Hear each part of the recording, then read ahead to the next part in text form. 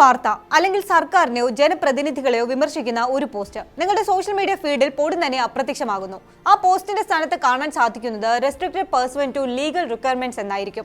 കേരളത്തിൽ അടുത്ത ദിവസങ്ങളിൽ മുഖ്യമന്ത്രി വി.ഡി. സതീശനുമായി ബന്ധപ്പെട്ട ചില വാർത്താ കാർഡുകളും വീഡിയോകളും മാധ്യമങ്ങളുടെ ഫേസ്ബുക്ക് പേജുകളിൽ നിന്ന് അപ്രത്യക്ഷമായതോടെയാണ് ഈ വിഷയം വലിയ രാഷ്ട്രീയ ചർച്ചയായത്. എന്നാൽ ഇത് കേവലം ഒരു രാഷ്ട്രീയ ആരോപണം മാത്രമല്ല.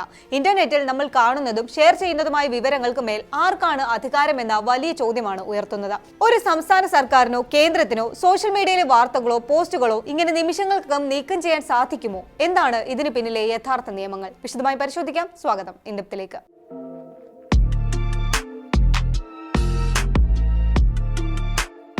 മുഖ്യമന്ത്രി വി.ഡി. സതീശനുമായി അടുപ്പമുണ്ടായിരുന്ന ഒരു യൂത്ത് കോൺഗ്രസ് പ്രവർത്തകൻ മയക്കുമരുന്ന് കേസിൽ അറസ്റ്റിലായതിനു പിന്നാലെ ഇതുമായി ബന്ധപ്പെട്ട വാർത്തകൾ വിവിധ മാധ്യമങ്ങളുടെ ഫേസ്ബുക്ക് പേജുകളിൽ നിന്നും അപ്രത്യക്ഷമായതോടെയാണ് സംഭവം കേരളത്തിൽ വലിയ ചർച്ചയായത്.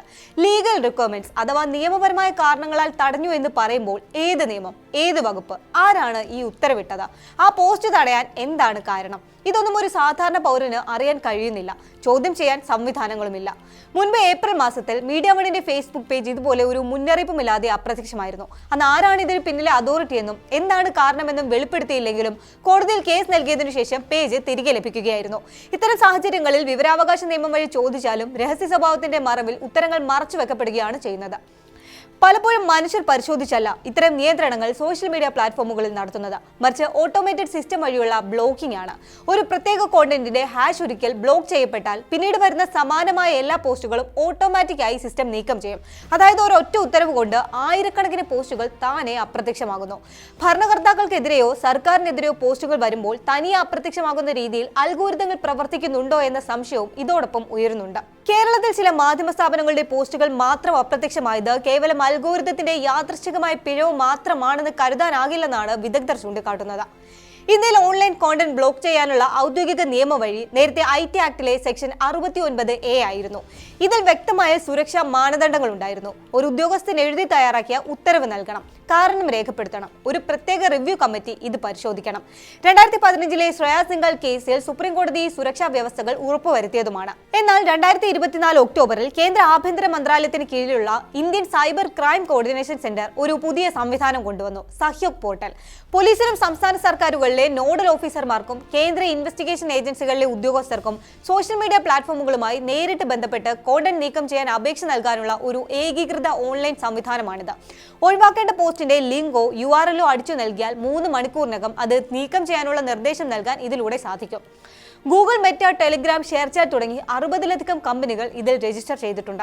പക്ഷേ സഹ്യോഗ് പോർട്ടൽ പ്രവർത്തിക്കുന്നത് സെക്ഷൻ 69A വഴിയല്ല, മറിച്ച് സെക്ഷൻ 79(3)B വഴിയാണ്. യഥാർത്ഥത്തിൽ സെക്ഷൻ 79 എന്നത് സോഷ്യൽ മീഡിയ പ്ലാറ്റ്ഫോമുകൾക്ക് നൽകുന്ന നിയമപരമായ സംരക്ഷണമാണ്. അതായത് ഉപയോക്താക്കൾ ഇടുന്ന പോസ്റ്റിന്റെ പേരിൽ കമ്പനിയെയോ അതിന്റെ മേധാവിയോ കേസെടുത്ത് ശിക്ഷിക്കാൻ പറ്റില്ല എന്ന നിയമം. എന്നാൽ സർക്കാർ പോർട്ടൽ വഴി നൽകുന്ന നിർദ്ദേശം സമയബന്ധിതമായി അനുസരിച്ചില്ല എങ്കിൽ മാർക്ക് സക്കർബർഗ് അടക്കമുള്ള കമ്പനി മേധാവികളെ കേസുകളിൽ പ്രതിയാക്കുമെന്ന ഭീഷണിയും ഇവിടെ നിലനിൽക്കുന്നുണ്ട്. അതുകൊണ്ട് തന്നെ പ്ലാറ്റ്ഫോമുകളുടെ നിയമപരമായ സംരക്ഷണം പിൻവലിക്കുമെന്ന സമ്മർദ്ദ തന്ത്രമാണ് ഇവിടെ പ്രയോഗിക്കുന്നത്. ഇതിനെതിരെ എക്സ് ശക്തമായ നിലപാടെടുക്കുകയും സഹ്യോഗ് പോർട്ടലിൽ ചേരാൻ വിസമ്മതിച്ച് കർണാടക ഹൈക്കോടതിയെ സമീപിക്കുകയും ചെയ്തിരുന്നു. സെക്ഷൻ 79(3)B എന്നത് ഒരു സ്വതന്ത്ര അധികാരമല്ല എന്നും സെക്ഷൻ 69A സുരക്ഷാ മാനദണ്ഡങ്ങൾ മറികടക്കാൻ ഇത് ഉപയോഗിക്കുന്നത് നിയമവിരുദ്ധമാണെന്നുമാണ് എക്സ് വാദിച്ചത്. 2025 സെപ്റ്റംബറിൽ കർണാടക ഹൈക്കോടതി സിംഗിൾ ബെഞ്ച് സഹ്യോഗ് പോർട്ടലിനെ ശരിവെച്ചെങ്കിലും എക്സ് ഇതിനെതിരെ അപ്പീൽ നൽകി. തുടർന്ന് രാജ്യത്തെ വിവിധ ഹൈക്കോടതികളിൽ നിലവിലുള്ള എല്ലാ കേസുകളും സുപ്രീം കോടതി സ്റ്റേ ചെയ്യുകയും വിഷയത്തിൽ അന്തിമ തീരുമാനത്തിനായി തങ്ങളിലേക്ക് മാറ്റുകയും ചെയ്തു. നിലവിൽ സുപ്രീം കോടതിയുടെ അന്തിമ വിധി വരാനിരിക്കുന്നതേ ഉള്ളൂ. ഇതിനിടയിൽ മറ്റൊരു പ്രധാന മാറ്റം കൂടി വന്നു. അത് പരാതി ലഭിച്ച പോസ്റ്റുകൾ നീക്കം ചെയ്യുന്നത് സംബന്ധിച്ച സമയപരിധിയാണ്.